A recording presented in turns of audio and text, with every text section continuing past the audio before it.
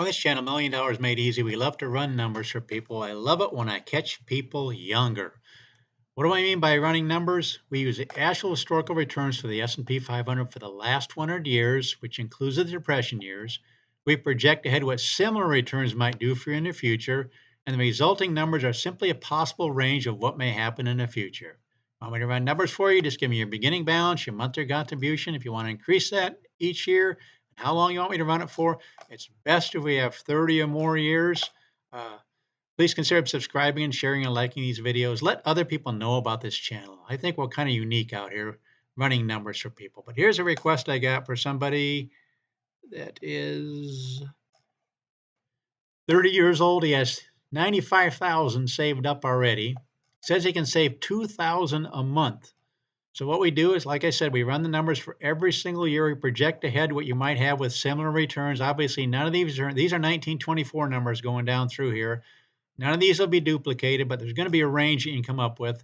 This is the actual 1924 graph. I love the showing the graphs. Just show how, look how it went down for a little while because it's running into these down years, and then it just took off at the 30-year period. What do you end up with 1924 numbers?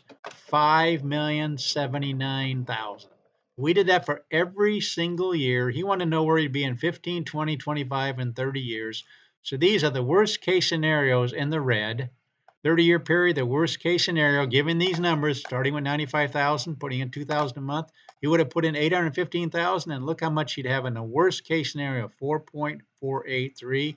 And correspondingly, these other numbers, the amount you put in and the amount that you, in the worst case scenarios, I always like to point out, if you're in it for a short period of time, you may barely get back what you put in. In fact, if this was just for a 10-year period, look at this. You'd put in 335,000 in the worst case scenario, which you'd only have 282,000. So you'd have 84% of what you started with.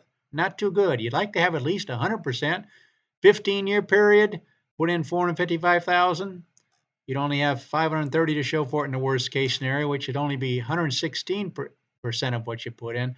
So I really like it when people have at least 30, 35 years. You can see the different ratios going up here. If you're going to be in for 30 years, look at this. Put in 815,000.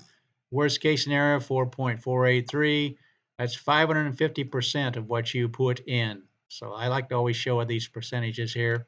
I've just keep changing these spreadsheets, trying to improve them for you. This was he wanted to know where he'd be in 15, 20, 25, and 30 years. So hopefully these numbers help him. I always like to remind people that you need to take into account inflation, especially this 30-year period. This 6.924 sounds like it's amazing, which is the median in this column. But the buying power of that after 30 years of a 3% inflation rate would have a 2.852. So these are the corresponding numbers up here. The buying power of these amounts down here. Hopefully that makes sense. But he wanted me to run the numbers. That's what we do in this channel. Again, please consider subscribing, liking the videos, sharing the videos, and thanks so much for watching.